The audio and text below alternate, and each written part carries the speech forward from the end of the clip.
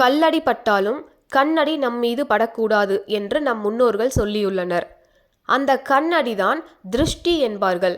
மற்றவர்கள் நம்மை பார்க்கும் பார்வையில் ஒரு தீய தாக்கம் ஏற்பட்டு அதனால் பாதிப்பு ஏற்பட்டால் கண் திருஷ்டி பட்டுவிட்டது என்று சொல்வார்கள்.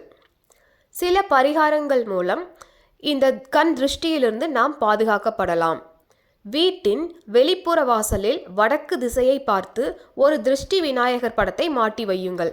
இவ்வாறு கண் திருஷ்டி விநாயகர் படத்தை மாட்டி வைப்பதினால் மற்றவர்கள் நம்மீது வைக்கும் பார்வைகளில் இருந்து நம்மை திருஷ்டி விநாயகர் காப்பார். வருடத்திற்கு ஒரு முறை தங்கள் வீட்டில் கணபதி ஹோமம் செய்யுங்கள். அல்லது எங்காவது கணபதி ஹோமம் செய்யப்பட்டிருந்தாலும் அங்கு சென்று அந்த ஹோமத்தில் சாம்பல் சிறிதளவு எடுத்து வந்து உங்கள் வீட்டு பூஜை அறையில் முடிந்து வைத்து கொள்ளுங்கள். இவ்வாறு செய்வதனால் எப்படிப்பட்ட திருஷ்டியாக இருந்தாலும் பறந்து ஓடிவிடும். வீட்டில் துளசி மற்றும் அரும்புகள் போன்ற செடிகளை வளர்ப்பதினாலும் கண் திருஷ்டி நீங்கும் மற்றும் தீய அதிர்வுகளும் நீங்கிவிடும். அதேபோல் செவ்வாய்க்கிழமைகளில் வீட்டின் தலைவாயில்களில் மாவிலையை தோரணமாக கட்டி தொங்கவிடுங்கள். இதுவும் ஒரு சிறந்த திருஷ்டி பரிகாரம் ஆகும். அதேபோல் வீட்டில் தலைவாசலின் மேல் பகுதியில் படிகார கல்லை கருப்பு நிற கயிற்றால் கட்டி தொங்கவிடவும். இவ்வாறு செய்வதனால் வீட்டின் மீது படும் வெளிநபர்களின் கண் திருஷ்டி அகன்றுவிடும். அமாவாசை, பௌர்ணமி போன்ற தினங்களில் உச்சி வேளையில் வீட்டிற்கு திருஷ்டி கழிக்க வேண்டும்.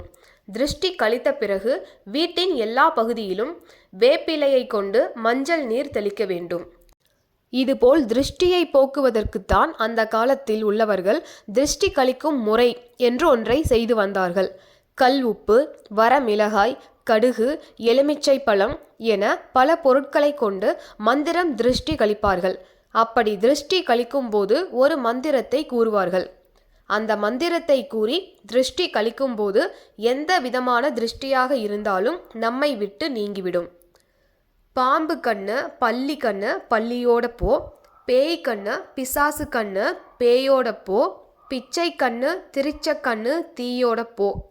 உங்கள் குடும்பத்தில் திருஷ்டி அதிகமாக உள்ளவர்களை கிழக்கு பார்க்க உட்கார வைத்து உப்பு, வரமிளகாய் மற்றும் கடுகு கொண்டு தலையை இடதுபுறமாக 3 முறையும் வலதுபுறமாக 3 முறையும் சுற்ற வேண்டும். அப்படி சுற்றும் போது இந்த 3 மந்திரங்களை கூற வேண்டும். அதன் பிறகு திருஷ்டி கழித்த பொருட்களை தீயில் போட்டுவிட வேண்டும். இம்முறையில்தான் அக்காலத்தில் உள்ளவர்கள் திருஷ்டி கழிப்பார்கள். நன்றி.